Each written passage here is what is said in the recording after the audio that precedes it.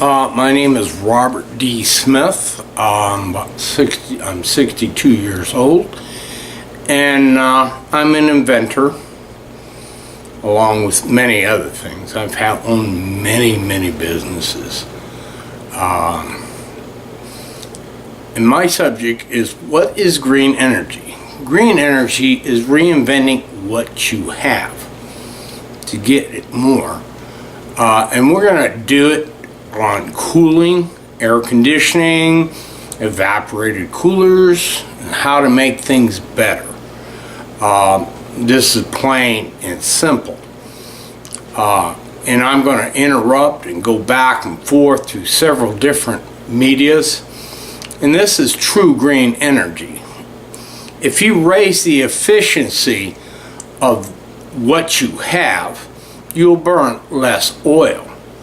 As a result of burning less oil, you will use less electricity, and they won't have to produce as much electricity, and from there you will go on. And this is true green energy. What we're going to do is reinvent or take a look how we can bring the efficiency of air conditioning up to par.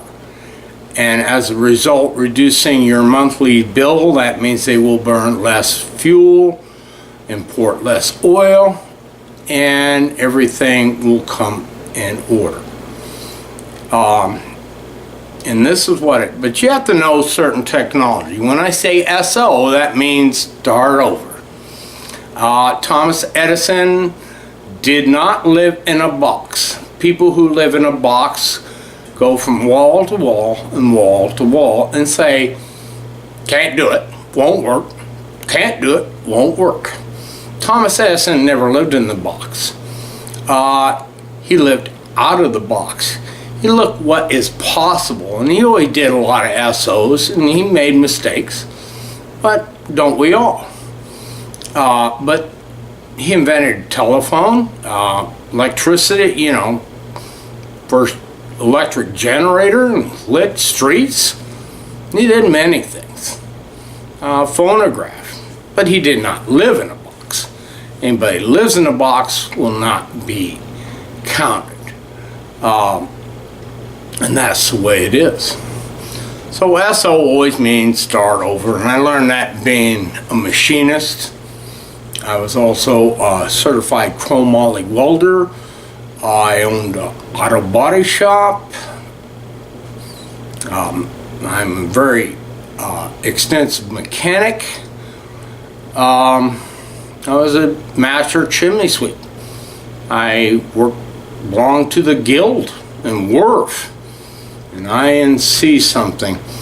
I worked on pellet stoves and many things. I worked for Arizona Public Service being a Boilermaker. I was a certified chromoly, which many people would only wish to be. So what we're going to do is reinvent things. And what I did was I started off with my car. And let me get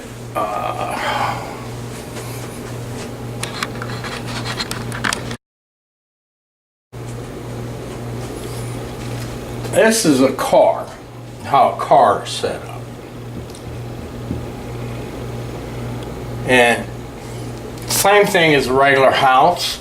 You got 12-volt battery, puts power to your thermostat puts 12 volts here, and that brings on your compressor. As long as the engine's running, your compressor is running, and this will bring the compressor on and off. What you have is a gas coming out of your vat, and it goes through the compressor, becomes a liquid, creates heat, got to go through a condenser with the fan, sucks the air in this way and through your car, goes through your condenser, goes through your radiator, keeps the engine cool, also reduces the heat from transforming from a gas to a liquid. And from there, the cool liquid goes to your VAP, is released very slowly, creates cold, cool air. Makes this cold, the fan goes through, blows in your car, and this is basically how the system works. My idea, or the idea, was to cool my car condenser. And what I did was put misters on it. What I made a ring, like this, and I put 6 misters on it. 1, 2, 3, 4, 5, 6. And I put it in front facing out. So the misters were blowing out. And what that did was create cold air. I went from 6 misters, I'm now down to 3. The cold air cooled my condenser, which brought my efficiency of my condenser up, my air conditioning up, which made it much colder inside. And this was the whole idea. And I thought it was pressure, but it's not pressure on the water. I had a line going back to my bed of my truck. I had a tank. I had an air compressor, you know, one you plug into 12 volts. And I had different regulators, and I came out, the top was here, which was sealed. Pipe the air in here. This is sealed.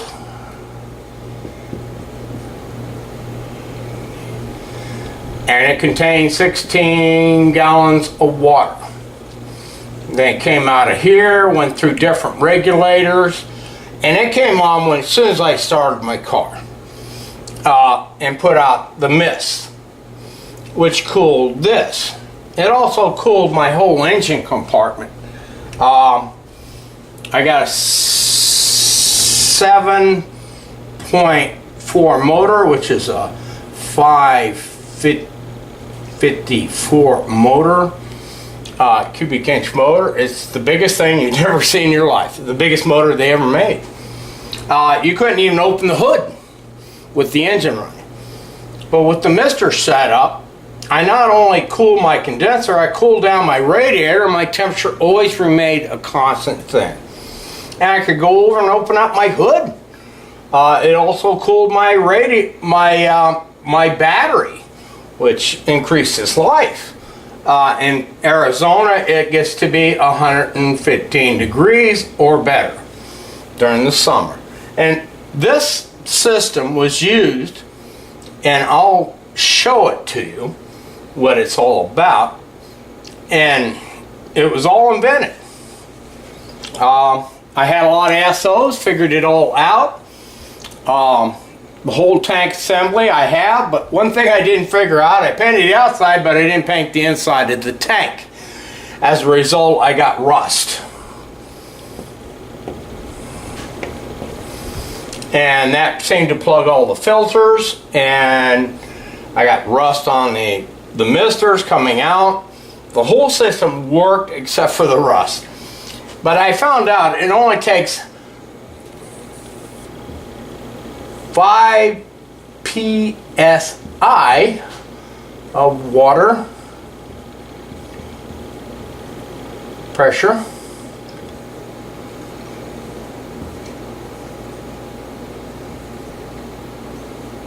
to make the whole system work. And I built this to put out, this air compressor put out maybe 115 psi on top of the water, which gave me 115 psi to my misters. Wasn't needed. SOs. Reinvent what you got wrong. And I'll show you the whole tank assembly. I took it off the truck. Right now it's cool weather, we really don't need it. and I'll show you the results of the whole thing. It's a 99 Chevy 3/4 ton crew cab, short bed, full wheel drive, 7.4 motor in it. Amazing piece of engineering. And this is what I came up with. And basically what we're going to do is view it now.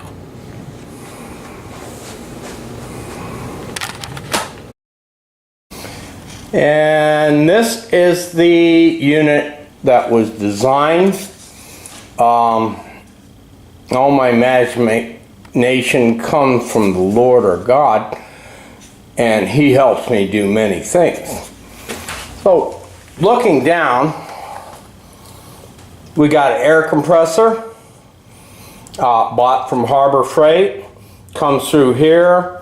This was a off my old air compressor, also from Harbor Freight, controlled electricity, 12 volts electricity, and it's set about 40 psi.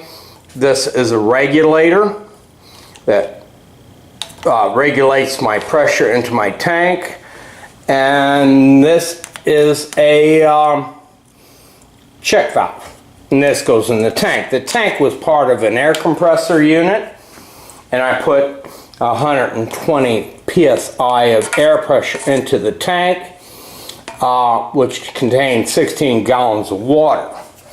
And from here it comes to the bottom of the tank, comes out as water, goes through another pressure regulator so I control the water pressure, and it has a filter on it. And this is also another filter, the pressure gauge, so I can check the pressure. And this is part of a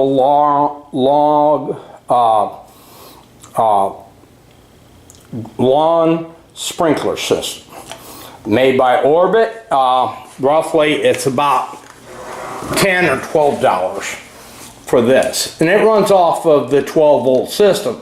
So when you turn on, the power comes in here, 12 volts, comes to here, activates the compressor. The compressor only runs when the pressure gets down to a certain level, and it'll shut off. Doesn't run continuously. The whole system, this here was part of a sandblaster, also bought from Harbor Freight.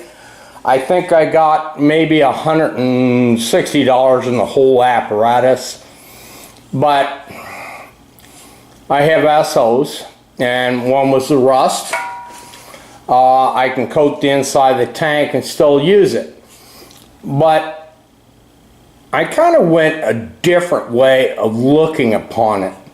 RO water, or reverse osmosis system, contains pure water or distilled water. It doesn't have any minerals in it. Basically runs on water. So to replace this tank, now I'm to this. Water jug, I paid $11 for. I paid more for the damn microelectric fuel pump. It only puts out 7 pounds of pressure. You can also put a regulator on it, but it'll run on RO water, so my misters never go bad. And this is the whole new system here, about $40. Runs on 12 volts, and yes, it is a fuel pump. What is the difference between fuel and water? Nothing. It's still a liquid. It will put out the same amount every time. So from here we're going to go to the truck and look at the truck and how the whole system works. This is the truck. You can see the rail I was talking about. It has misters, and I put it spraying in because not a lot of room here. So I reversed it. But I'm down to roughly 3 misters versus 6. I think the whole thing, and this is going to be replaced anyhow. I've got a different system for putting in the misters, much better. Do the same job. And I think 3 misters would be enough to cool the whole thing. This is a 7.4 motor. It is massive. Just to get to your fuel rail, you have to take the whole top of the engine off. Take everything off, separate your plenum, and the reg is right there. That's your fuel rail. I've tore the whole thing apart, put all new injectors in it, and also worked on the fuel regulator. And we'll talk about that in plain mechanics. But right now, we're about here, the air conditioning.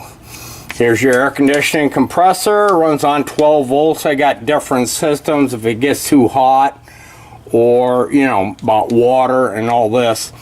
Different types of hookups, but we're not too much into the electrical. This brings in gas over here. You can see here the return line from your vat, compresses it, turns it to a liquid, makes it very, very hot. It has to go here to your condenser in front and be cooled by your fan back here. And being it's warm air, that turns down the efficiency of your cooling system.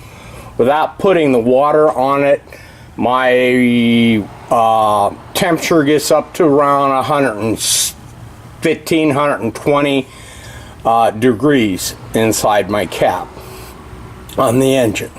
With the mister system, I stay at the right temperature the whole time. And this is plain simple schematics of how things work. I ran a acetylene hose, or, you know, oxygen acetylene, just a hose basically, and you can see the hose.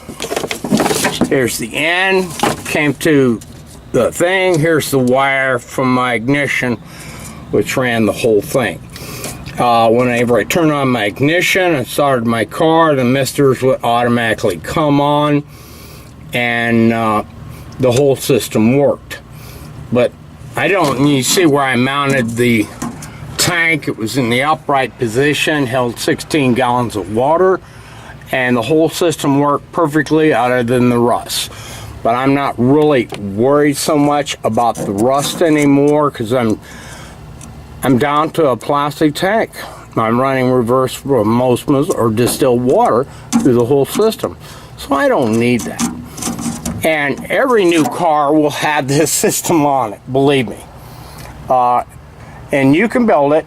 It's not that hard, not that complicated to build something like this. I can do it, anybody can do it. Anyhow, this is the truck. It's a 1977 Chevy, 3/4 ton. It's an LS model, 99, like I said. It's got a little over 100,000 on it. It's got full-wheel drive. Also has a hitch in the back for towing trailers. Very dramatic, and I will get in how to make this more efficient. I'm getting roughly 11 and a half, almost 12 miles per gallon on fuel, which is unheard of with this size motor. I'll go in how to reduce, how to increase your efficiency of your engine dramatically. Now, just to change the injectors and all that, you have to lay on top of this engine to make it work. Very hard to do. And here you see, right here, this is the computer that runs the whole system. The electric, the generator, the ignition, the fuel pump, everything goes through here. It gives you complete readouts on speed and everything. And this is in every car. And we'll go into that and tell you how things are going to be much, much different. I do things in steps, but this is the computer that runs the whole truck. All cars are on computers. If you change your wheel side, you change your this. You don't want to do it, stay same wheel size. Your car will run perfect. Go big or small and you will change everything.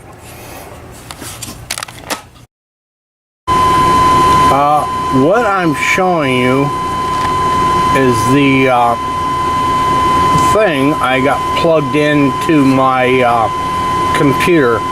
It tells me my miles per hour, my engine, my voltage, and temperatures of my transmission and everything.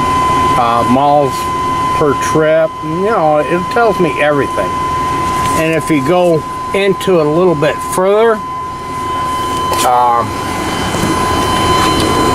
you can see that it plugged right into my computer. Very handy tool.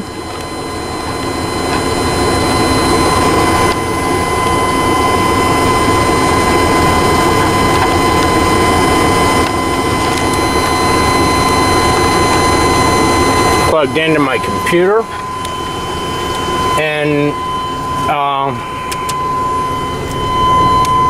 this is my instrument gauge.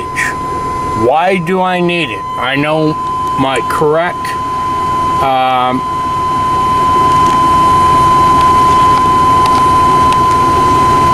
RPMs are 700 and kind of jumps from 22 to 38. You know, it's moving around. So this replaces everything here. You can go into different ways of doing it, you know.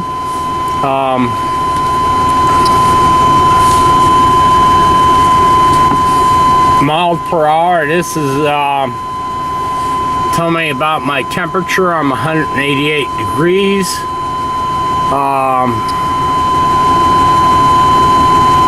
This tells me my tilt, forward and back, side roll, and the whole 9 yards.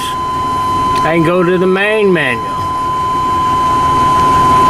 And the main menu, see if I can get that a little bit better. Diagnostic, maintenance manager, options, help. Look at this thing, it is fantastic. And they're the only makers of this. They have the patent, it's fantastic. I can just touch the screen and it'll tell me different things. I can go back to menu, or it'll take me right back to the same thing, telling me all my transmission temperature. My engine temperature is 188 degrees, miles per gallon, I think. My RPMs, you know, it'll tell you everything the mechanic will tell you, because you plug it in and it'll tell you what's wrong with your car. And it's made by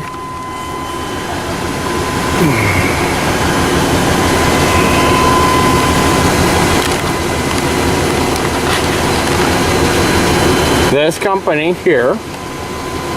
This guy CRS, and it is Edge. This is my user's guide. Also came with this CSI Edge. It tells you everything. You can get them on diesels and everything. Plug it in, you'll know exactly where you're at.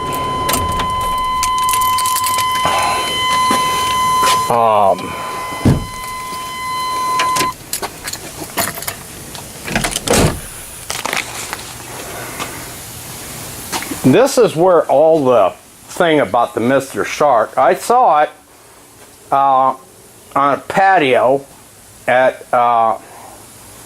where I went to eat dinner, and they had a fan up there with several misters on it. Of course, it's just blowing to the air. I started off with 6 misters. but the humidity was so much I had water dripping off everything. But now I'm down to one mister, and it cools this complete room. The whole thing. This kind of makes air conditioning or coolers obsolete totally. And, you know, evaporated window cooler. I was gonna put that in, but this thing belongs in an archive. It doesn't compare nearly to what I made for pennies. It cools the whole room. Of course, you know, being an evaporated cooler, you have to have a window open. And of course, if you look up here, you can see I removed this for another reason, but actually the air goes up into the attic. I'm forcing the air into the attic, and it's only one mister. So actually I'm driving the hot air in the attic and making it cooler, improving the efficiency of my insulation.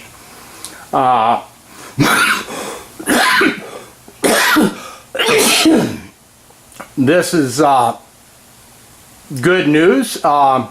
Efficiency is everything.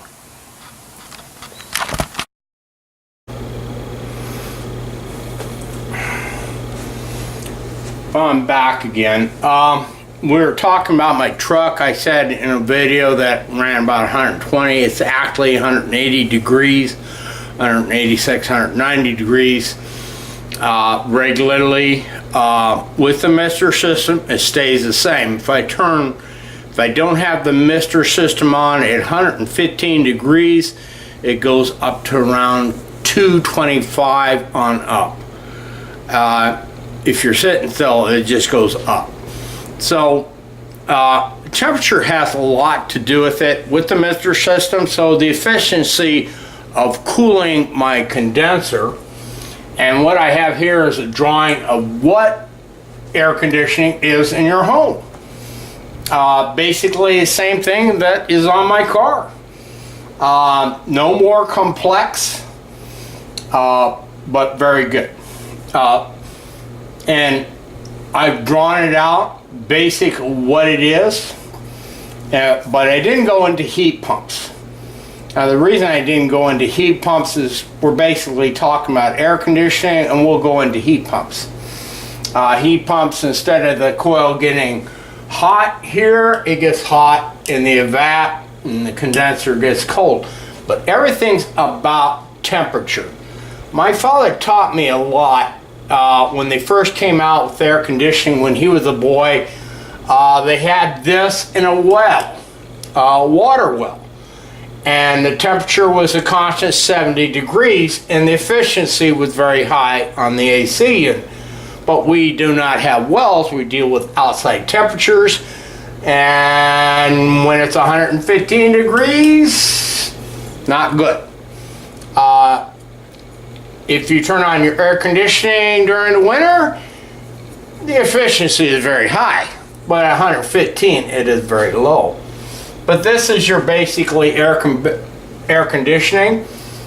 You still have a compressor. Instead of a motor turning, it's turned by electric engine. It runs on 220 volts AC.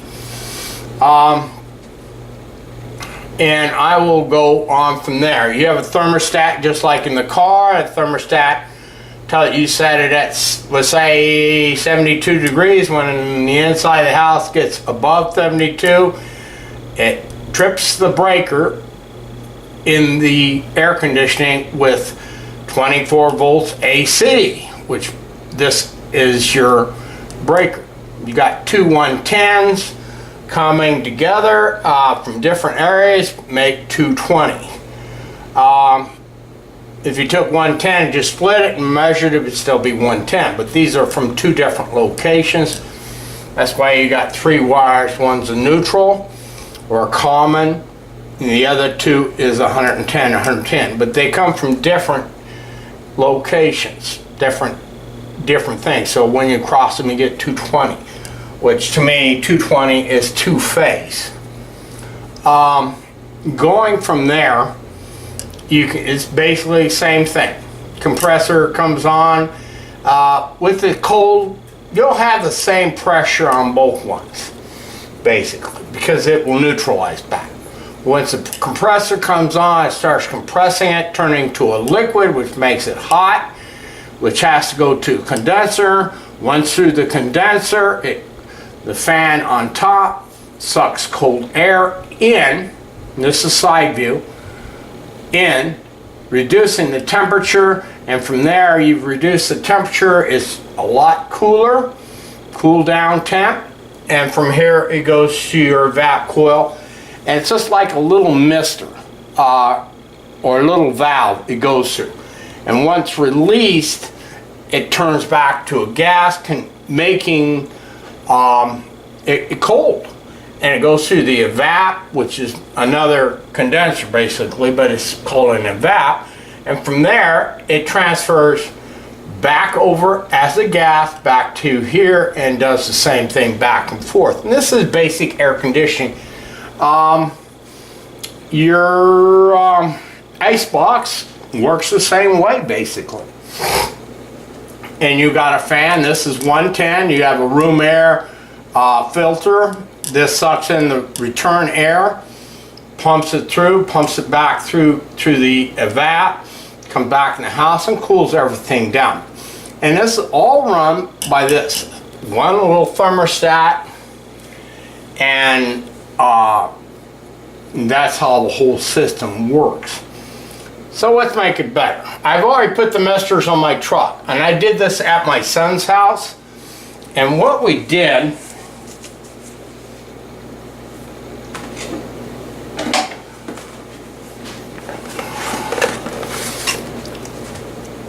jar top sprinkler valve, 3/4, $10 retail.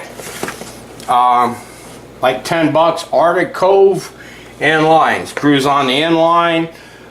Then you put your water line here.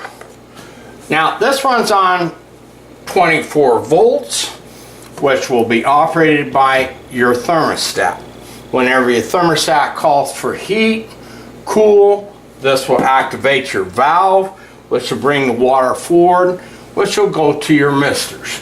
And your misters will come on and go off as the air conditioning is used, cooling down the air considerably before it goes down to the condenser. We've already installed it. This is Arctic Cove, $11. Home Depot. Very good place to buy this stuff. Much cheaper than Lowe's, I tell you that.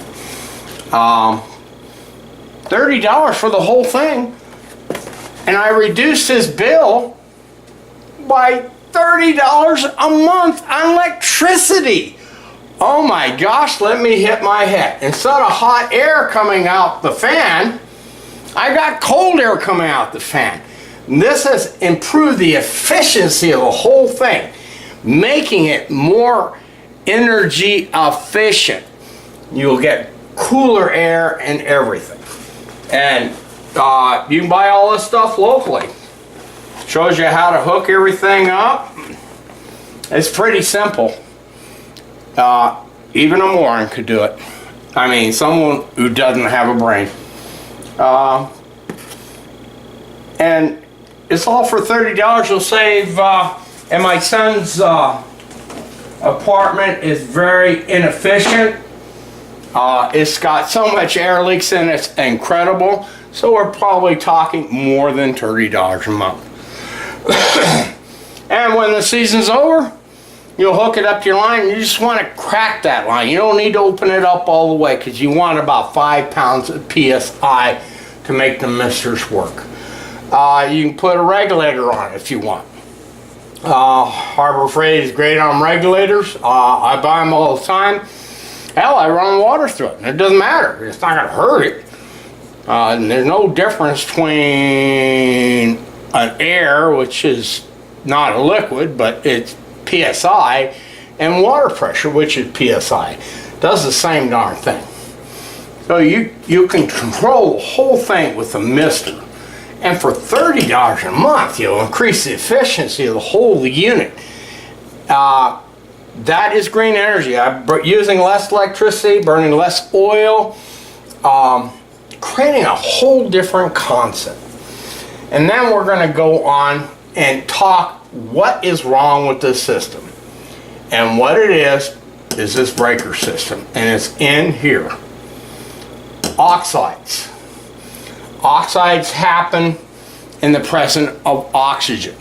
When the contacts come together, what happens is it starts forming oxide on the contact points. Oxides insulate. So you have 110 here and you have 110 coming out, right? But as the oxides build up, you have 110 here, you might have 90 here. Or you might have 110 here and 110 here. This runs on 220. All these things run on 110 or 220. And this changes the whole ballpark. If this is not running on 220 and this fails, let's say this side fails, so I only got 110, I burn up my compressor. This is the problem with AC home cooling. If this was placed in a box of inert gas with all the oxygen released, the thing would never arc and the thing would always work perfectly.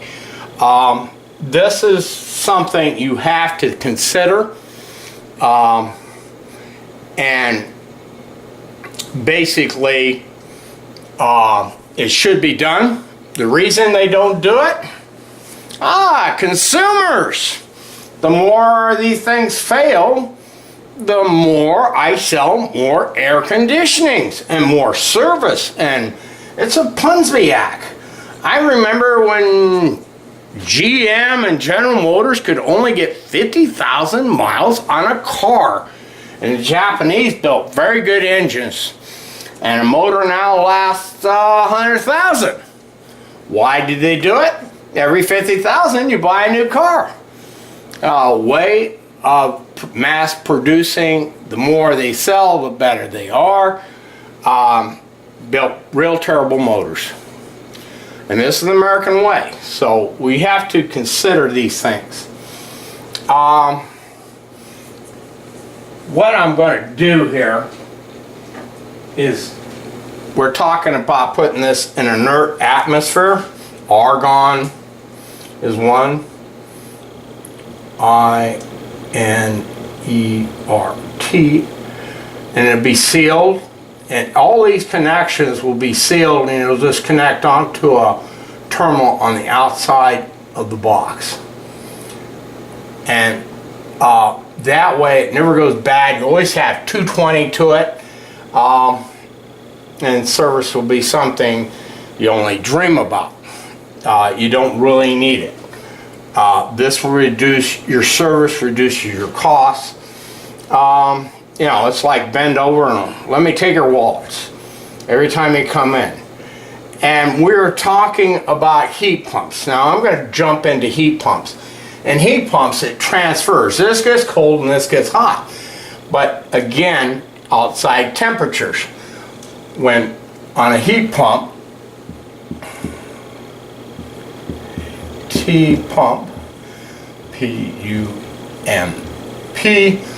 when it reverses. There's a thing here that transfers it back, back and forth. You know, this will get cold, so it kind of transverses everything. Instead of the hot going here, it goes over to your vat, which gives you heating. And I built them, and they had like 2 lines here and 3 lines here. I worked for Gettle Brothers. I built air conditioning units for a living. This is how we did things, and it transverse instead of it getting air conditioning, you get heating. But as the temperature drops to 320 degrees, the thing beats itself to death. It won't work. And this is a big problem. But I love tearing apart and putting things together. So what happens with air conditioning? Because now I got a reversal valve, going to put an R, RV. And this is what a heat pump does. But I love doing things. One thing you have a problem with is moisture. And because the evap is so cold, it freezes. It starts to block off. So you get less airflow, lowering the efficiency of your air conditioning unit. Gale Brothers used to put heaters on. If they detected it was doing, they had heaters to try to melt it. But this is standard regular air conditioning unit, you know. Well, let's put one of these reversal valves in here. And what we're going to do is we're going to detect when the airflow is not flowing through your evaporator, through your filter, and these RP amps will go down or up, probably go down when this airflow is plugged. And there's a way of detecting flow between all these different objects. What we're going to do here is put in our reversal valve unit on a regular air conditioning unit. And we've detected that the evap is frozen. And I'm just going to put some like that, like it's frozen. And I've seen it down there in Florida. And we had to take the darn thing apart because they had no air conditioning. I had to take a hose and wash all the ice out of the whole thing so they had air conditioning. Froze solid like a chunk of ice. And the only way to do it was melt all the ice so the room air fan can continue doing its purpose.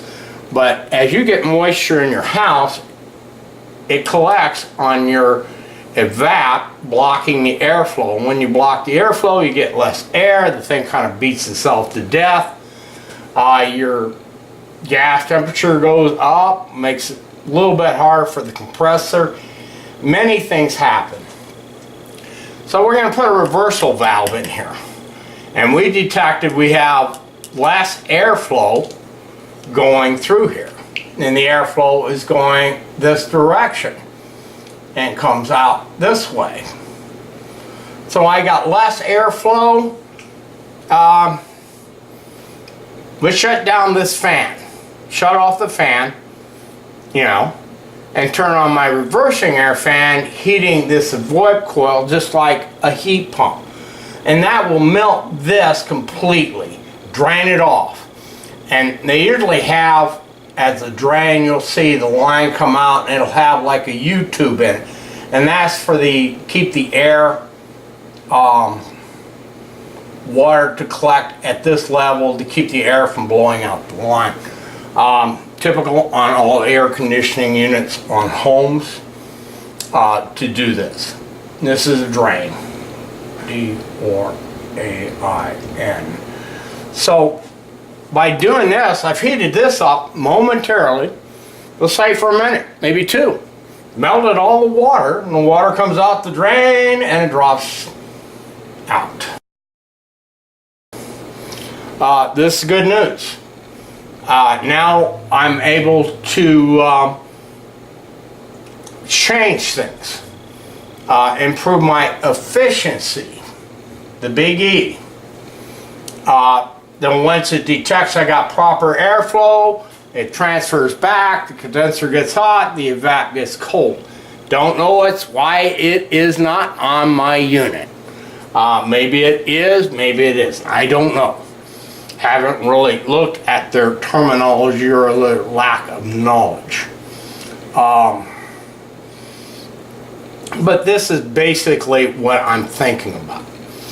Now we've gone to the heat pumps. I got cold air coming out of my roof. And the main problem we're talking about cooling with on that fan, which took away what is it called, evaporated coolers. We changed it, didn't we? We changed evaporated coolers to one mister. and we're piping it up in our attic area. Now, let's talk about insulation. Insulation is supposed to keep the cold, and 85% of your energy will go right up to your insulation.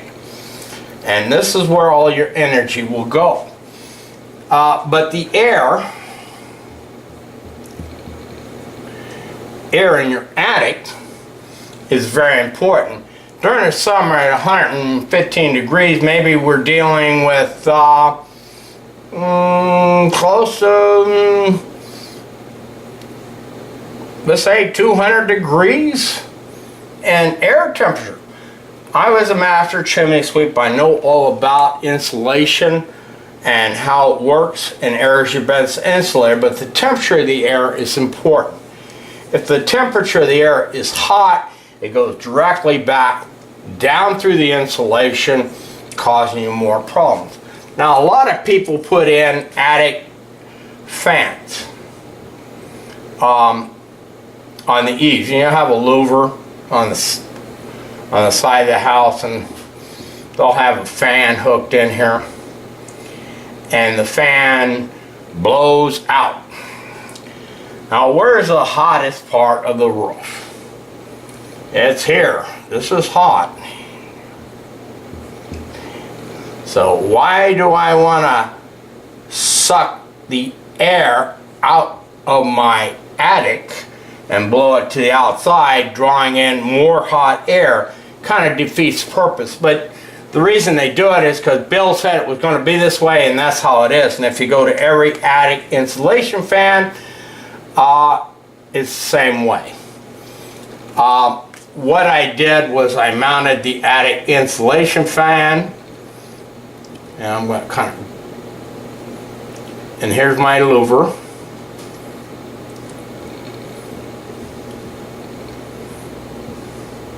Instead of blowing out, I'm sucking air in about 10 feet off the ground. And the air is a lot cooler at 10 feet. And it's on the safe side of the house, so I know I'm getting colder air into my attic, and I'm pushing it straight through the attic, through the turbines on the roof. You have those turbines on the roof, and the reason for it is to draw the hot air out.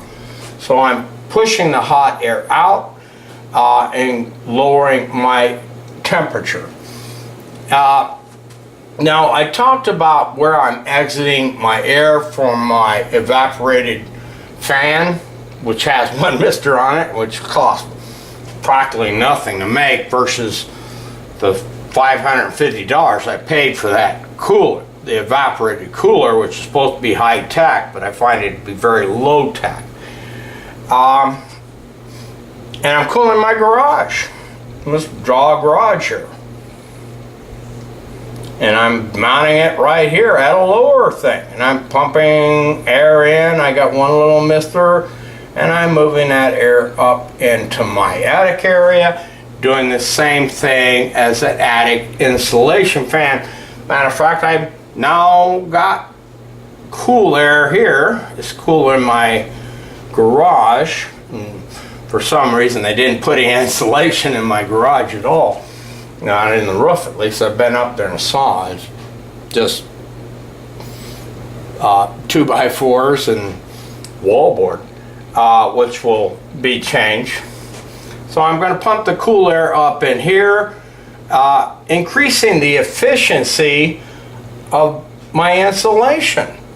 My insulation will work so much better if the air temperature was, say, is 90 degrees versus 200 degrees. Improve efficiency, which also is green energy. Anything with an E is green. If you improve the efficiency of this, I'm going to not use as much air conditioning, use less energy. That means I don't have to pay the utility company $300 or $400 a month during the summer. I can get away doing this and maybe only pay 150. You know, theoretically speaking, it might be less, might be more. But the important thing is I raised efficiency. Efficiency is everything. And you know, you might think I'm crazy by saying all this, but this is the way things are. And what we're going to do here is we're going to change rules. And now, this is a roof mount. I have natural gas. And here's my basic unit sitting on an angle. I got a fan up here drawing through my condenser. And I got misters. I've lowered the temperature. I don't have hot air coming out now. I got cold air. Let's pipe it right into my attic. So when my air conditioning is running, I'm also shoving out the hot air, improving my efficiency even more. Maybe it'll drop down to 70 degrees there. Air is the best insulator, but if the air temperature is 200 degrees, it isn't very efficient. The transfer back down is fantastic. The insulation they have now is so bad. It's old school.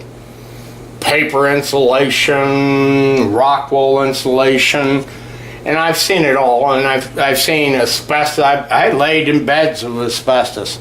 I was a master boilermaker, a chrome moly welder, which you don't find many of us. So insulation, but ceramic is everything. I had ceramic fiber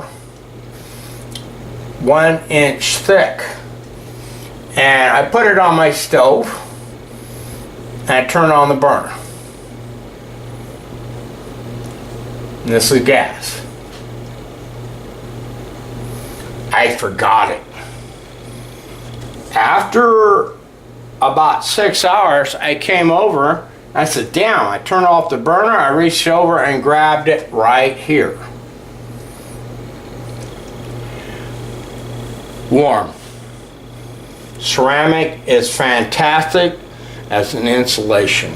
They said at 3 inches is 0 to wood. One guy told that to me, of transferring of heat. But, you know, I don't know about his terminology on that.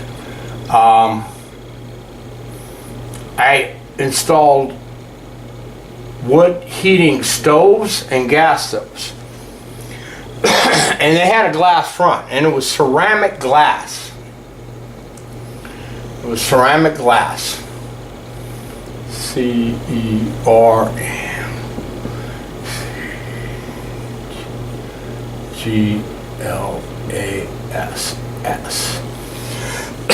Amount of energy going out is fantastic. And this is a major part of wood or gas heaters. I could heat a house with 20,000 BTU gas heater, and it had a fan on it. It was beautiful. It was red porcelain.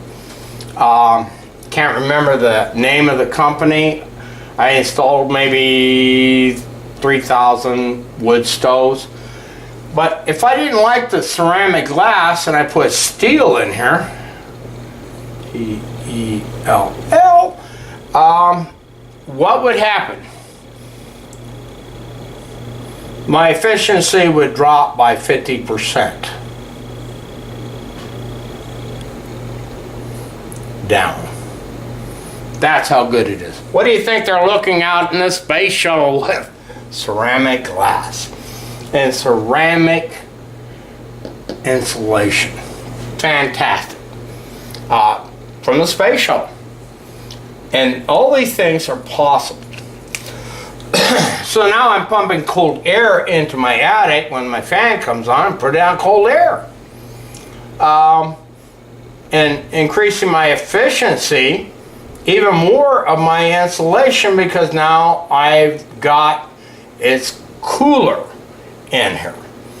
I'm also putting cold air into my attic with one fan and one mister. Not much. If you go more than one on that fan, it creates humidity.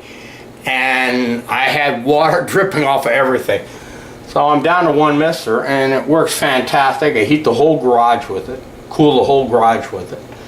But I'm exiting in, which would increase my efficiency much higher. Which I won't be using this as much, because now I'm going to be able to keep the cool air, cool my temperature down in my room, in my house. I'm not going to use this as much, which means I'm not going to be spending as much money or using as much electricity, meaning they don't have to make as much electricity. They don't have to buy as much foreign oil to make all these things work. This is very important to know these things, and it was required of a master chimney sweep to know how to control, because when we put in a chimney, you had a metal box and you had a chimney coming down in it, metal chimney, and you had 2-inch airspace, and you had to have it. And I've seen it. People put insulation in it. I'll make it better. Well, I got a 2x4 here that's hooked to, and I made direct contact with that 2x4, and the house will burn down. Common knowledge of master sweeps about insulation, air, and everything. You have to know these things. I was with Worth Chimney Guild. There was another one I was with. I was a master sweep, and I worked in New Mexico. They did a whole survey of all the chimney sweeps in New Mexico. They only found 2 that were honest, and I never met the other guy. I might have, I'm not sure, but I never met him. I got calls to go anywhere in New Mexico, but I worked for Arizona Public Service, and this was my goal, was chimney sweeping. So we've improved the efficiency maybe 35 to 50% on the air conditioning, and everything is like that. Now, there was reasons I showed you what I did in my car on that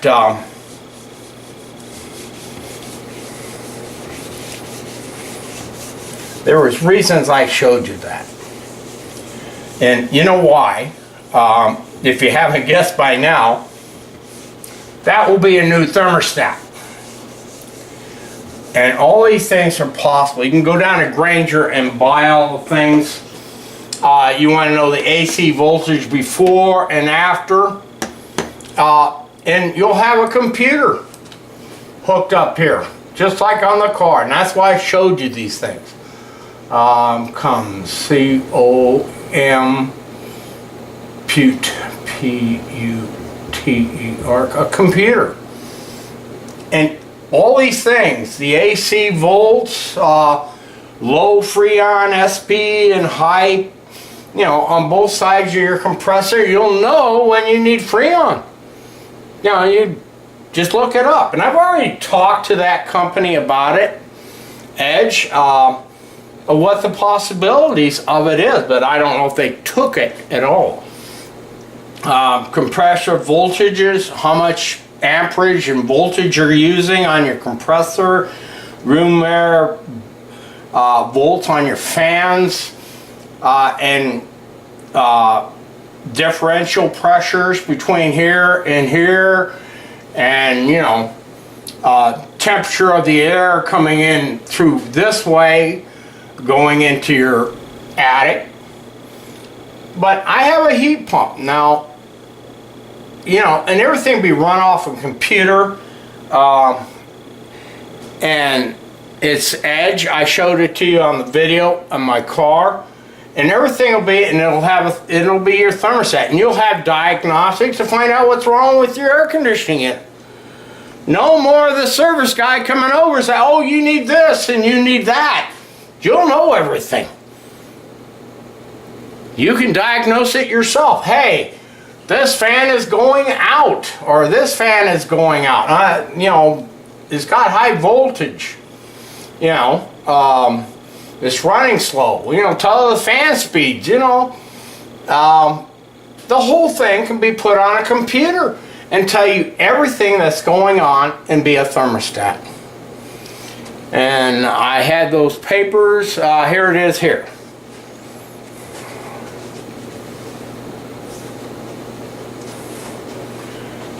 And this will be your new thermostat. It will tell you everything. You can go down to Grainger and buy all these components and do it yourself. If you have electrical background, you can figure out how to do it all. And this unit here is like $300.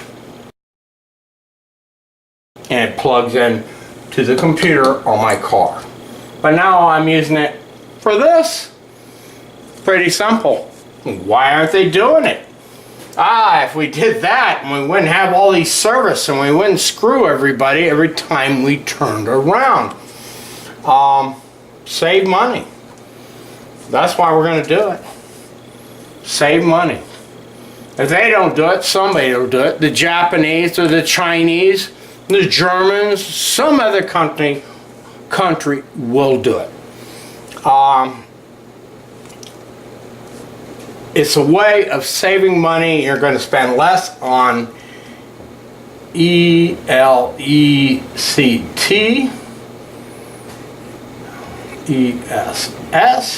less money on maintenance, TANCE,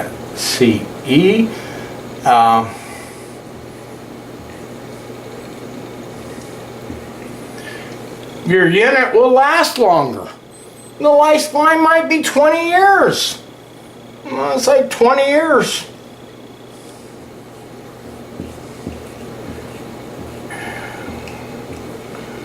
Only America changes Freon so often.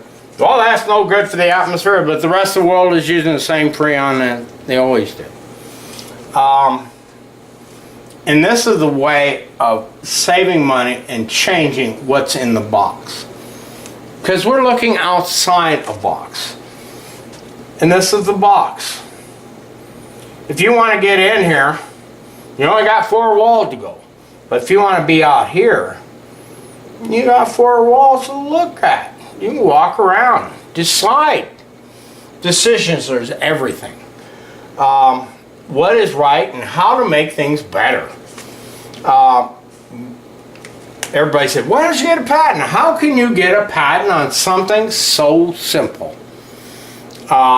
When I can go down to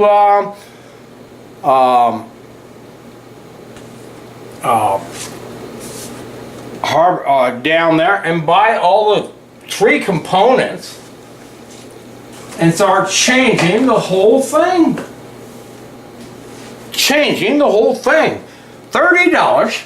I'll reduce my bill by $30, $40 a month, and I can have someone pipe the air in to my attic. I can put on into my garage with 1 misters and pipe it into my attic, increasing the efficiency, and I won't be using as much electricity.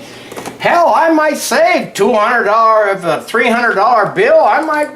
I might get down to only spending $100 a month during the summer for cool air. You know, to be cool. I got a neighbor, he says, oh, he spent $100 a month. Well, yeah, and he lives in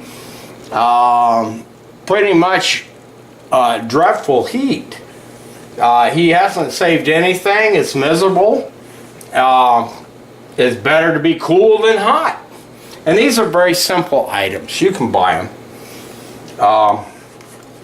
Home Depot has them. They're better price. Or you can buy them online. You can probably get them cheaper online. You know, maybe you only spend $20 for the whole works or less. You know, I find things very cheap on the internet. And you can set this whole system up.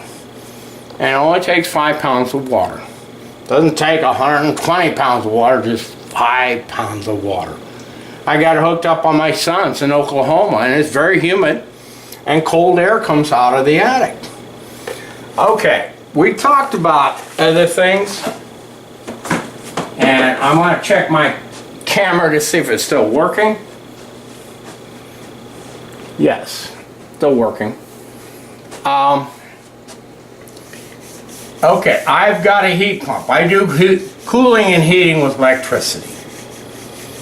Okay, and I'm piping that cold air into my attic. So I'm going to draw a roof, put it here, put some insulation here, and I'm got my unit sitting here. And here's my unit. I'm taking the air from my fan, piping it into here, and driving out the hot air. But I got a heat pump. Now I don't want to do that. Pipe real cold air into my air conditioning. But what I'm going to do, instead of the air going this way,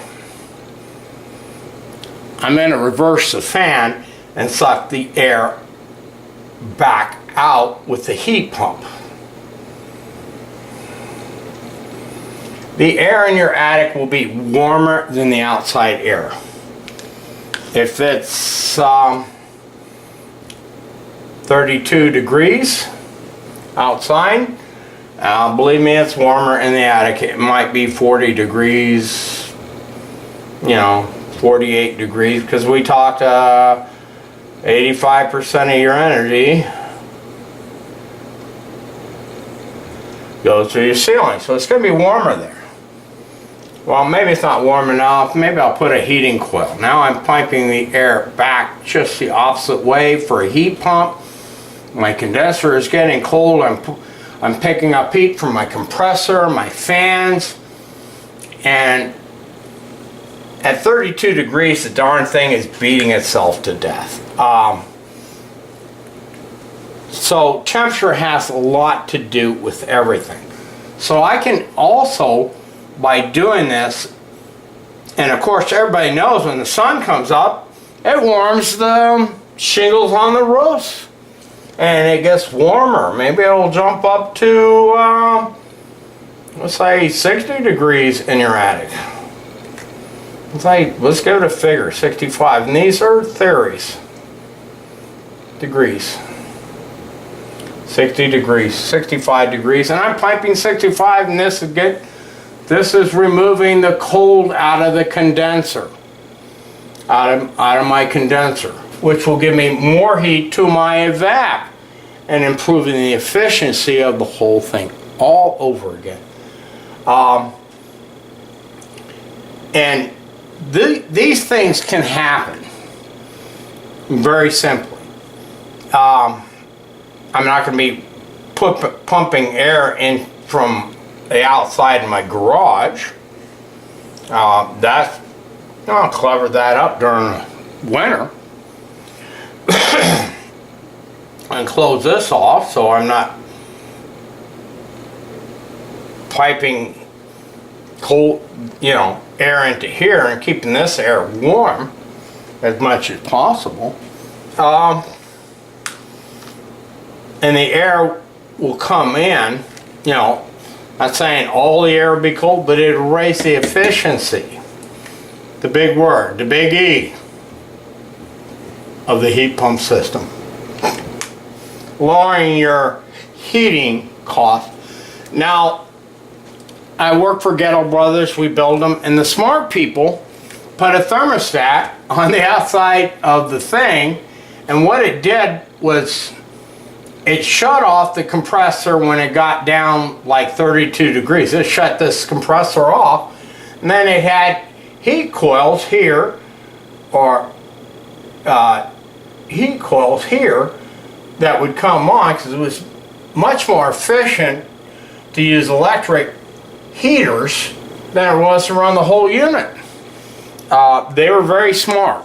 They had an outside thermostat mounted on the outside of the unit, and it was set at a certain degree, would say 40 degrees or whatever. And shut down the whole system and bring on, and this part would run. You know, the rest would stand still. It was much more efficient to do that. Of course, they don't do that anymore because money. And that's what it's all about.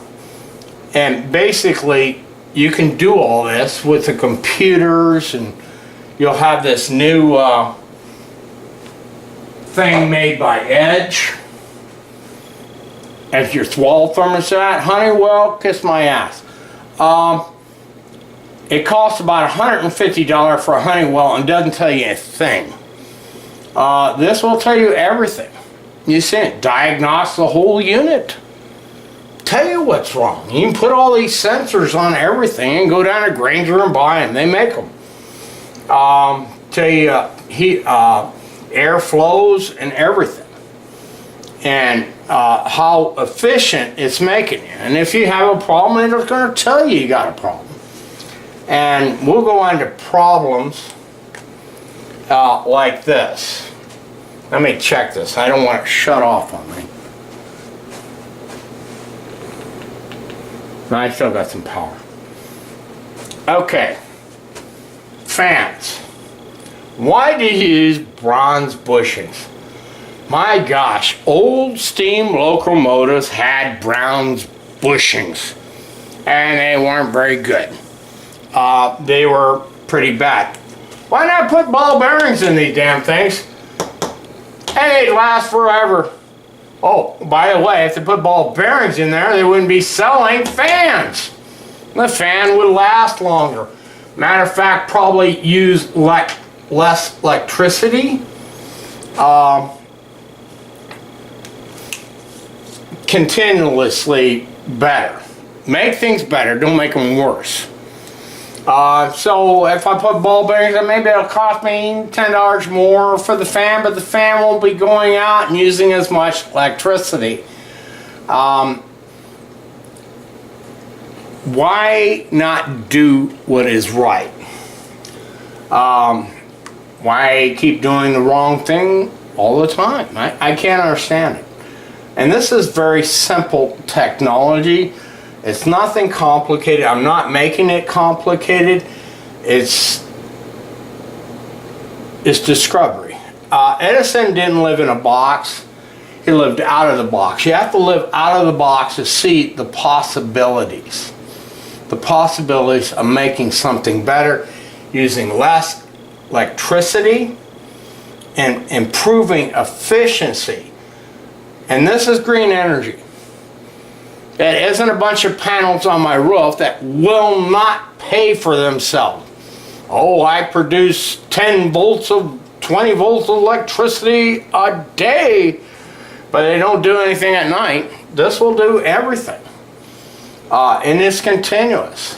You know, you got your misters and a line coming down to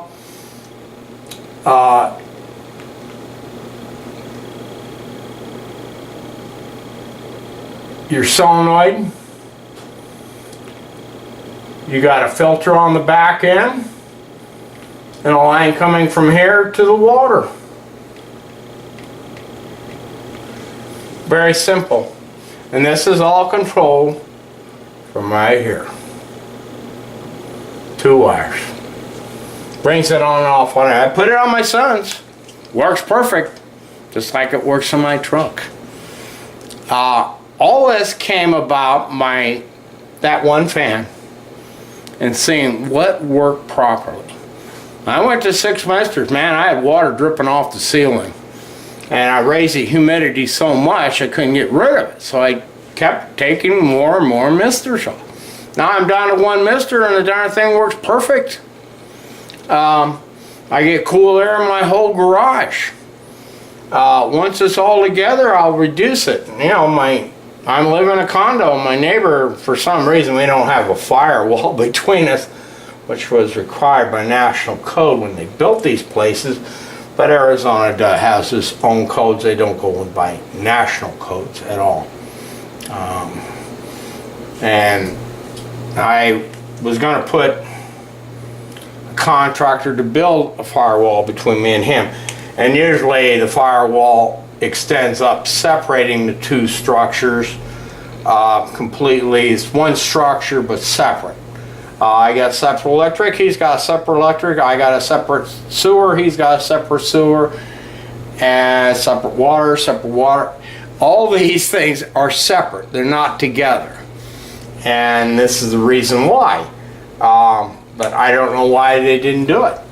John F. Long built these places, and man, he did a cheap job. I got aluminum wire in here, and it's all about oxides again. Aluminum wire gets oxides on them.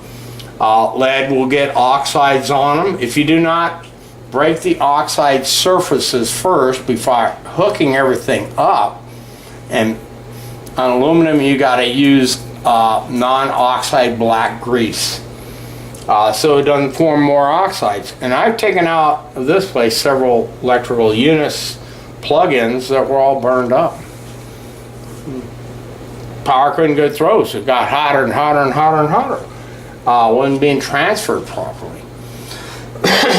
And that's the problem with aluminum. Copper gets oxides on it, lead gets oxides. A punch your car got oxides on them. It insulates things. So knowing this, oxide grease is good even on copper or lead or anything. It doesn't prevent the function from happening, it just keeps it from building oxides in the presence of oxygen. Now we talked about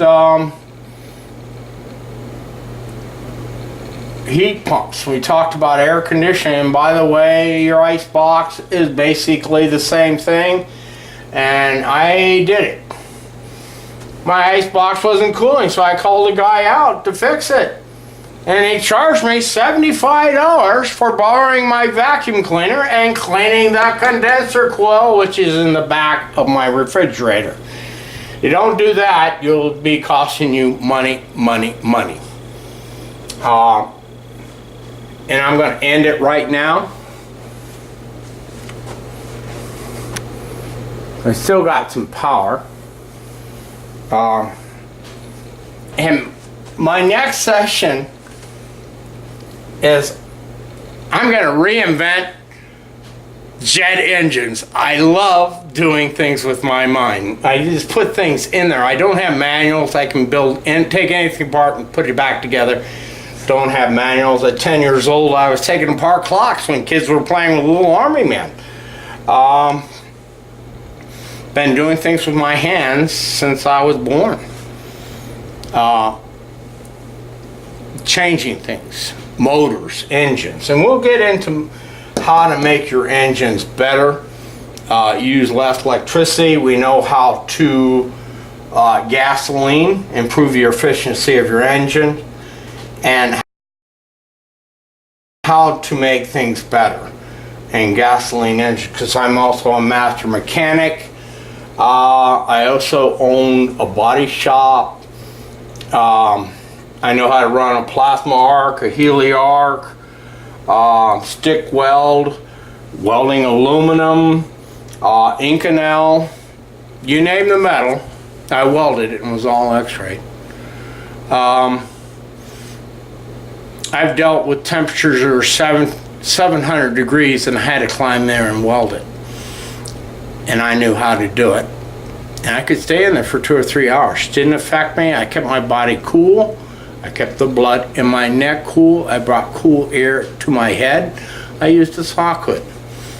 And I was in total leathers, and the thing is that blue as blue could be. Purple. And it was 700 degrees. The other guys used open hoods on the back. Can you imagine welding with 700 degrees on the back of your head? Dried them up like prunes and they looked like that. And what did they do it for? Money. I did it for the adventure of doing something. The money was secondary. I welded on 750 megawatt HP turbine shells. Massive. The damn thing weighed like 25 ton. And it was 700 degrees from top to bottom. And B&W, I kind of rewrote how to put in wheels in your new pulverizers. Has 3 wheels in it. I know how to do it. I was going to give it to APS, but I thought they were a bunch of assholes, so I tore all the paperwork up explaining how to do that. Knowing how to do that is very important. B&W is a great company. They build the best boilers in the world. And so does General Electric. They put out, worked on several General Electric generators. And they are fantastic. They're the only ones that could put out a 750 megawatt unit with a double crossover to the LP. It had 2 generators once. It went through the HP to the intermittent and then crossed over to a secondary generator on the LP side. And the pickle was, I think, 120 tons. And I was a master crane operator as well. I've operated massive cranes, massive amounts, and 120 I think was the limit I ever had on a gantry crane. Several things I've done in my life, from one to the other. But this is important. These are theories. I think they're sound.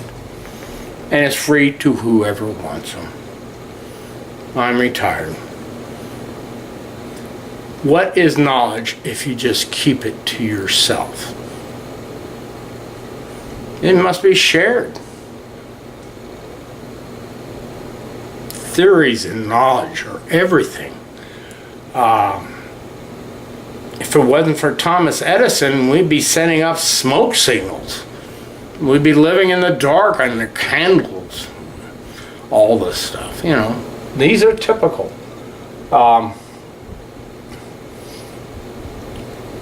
Theories are everything. Anyhow, this is the end of the presentation. I hope you got something out of it. Don't say I'm wrong. Prove that I'm wrong. Don't give me a damn book. Prove it. Do it. If it don't work, then you have proof, or you need to do an SO. You did something wrong. Everybody does SOs. I do them constantly. I have to reinvent what I'm doing. I start off with 6 misters, I'm down to 1. Start off with 6 misters on the front of my truck, and I'm down to 3. I can cool the whole engine compartment. You can't even open the hood on that car with the engine running. It's so hot. But with the misters, I can go over and open the hood with the engine running. I've increased the efficiency, cooled the whole engine compartment, cooled my my radiator more, and all cars will have these things. Now I have on my system, I haven't hooked up on my air conditioning right yet. It's on my son's. And what we're going to do is I'm going to show you my unit, and basically I'll draw it on the board. I have an RO unit. RO unit. And it's got 2 lines, 2 filters in it. And the RO is up here on top. Comes over into a regular plastic tank I bought down there at Lowe's or Home Depot. I think it holds like 20 gallons, or not less than 20. I think it holds maybe 10 gallons. And it's controlled with a simple float system from an evaporated cooler. Once in this, I got a water heater. My cold line comes in, and there's a valve already there. I just got to bring it over, hook it up. And of course I'll have a drain line, and it'll go to the heater, and that will go outside to the ground. Very simple stuff. So I have this, and then I'll have a pump here. UMP, which I think will pump it like 17 feet at 3/8, but I'm going to be using quarters, so probably more. And I'll put a pressure regulator so they don't overcome that. Very simple stuff. I got my lines from here. I'll come off the pump, go through the roof. I got the plastic pipe, and this is all going to go back over to here. Very simple stuff. I haven't hooked it up yet. It's getting to be about winter now, but I have all the equipment. And from this tank, I'm going to be filling up my car.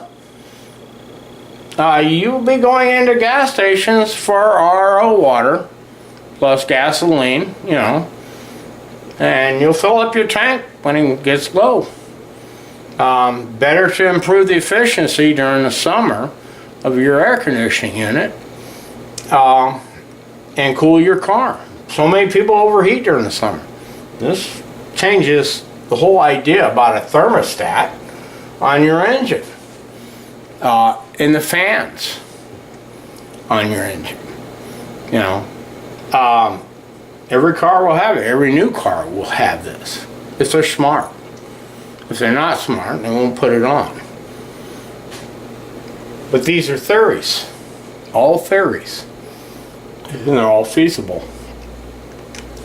If you don't succeed, you get an SO, which is start over again. And you got to understand SO.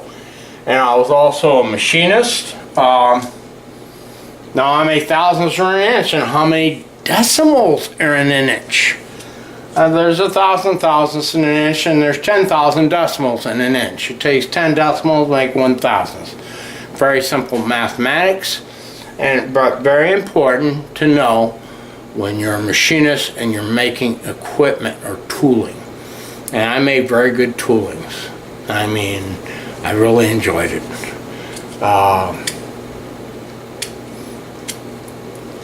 But these things are all very simple. And why hold on to, how can I get a patent on something this simple? Should have been done 40 years ago. But it's all about service and being a Ponzi. I tell you what, it cost me $1,600 to fix my Chevy truck after some mechanic got his hands on it and tore apart my whole fuel rail. He bent it. He also messed up, changed out my fuel pump, and he screwed that thing up too. He broke off the flow level line, you know, and ran out of gas. All by the hands of my brother, of course, and cost me an extra $5,000 to fix all the dents he put in it and, you know, get it to where it could be drivable again, you know. What a worth. They bought it for 2 weeks and kept it for 3 months and put 30,000 miles on it. What a guy. Wouldn't give 10 cents for his soul. Wouldn't. He won't talk to me. I've never done him any wrong, but, you know, I'm not one of the Smith clan anymore. All my family has deserted me. And I've never done anything wrong to them. Well, anyhow, this is the end of the presentation. Take it as it is. If it's wrong, it's wrong. If it's right, it's right. You know, don't say it's wrong. Prove that it's wrong. This is where everything goes.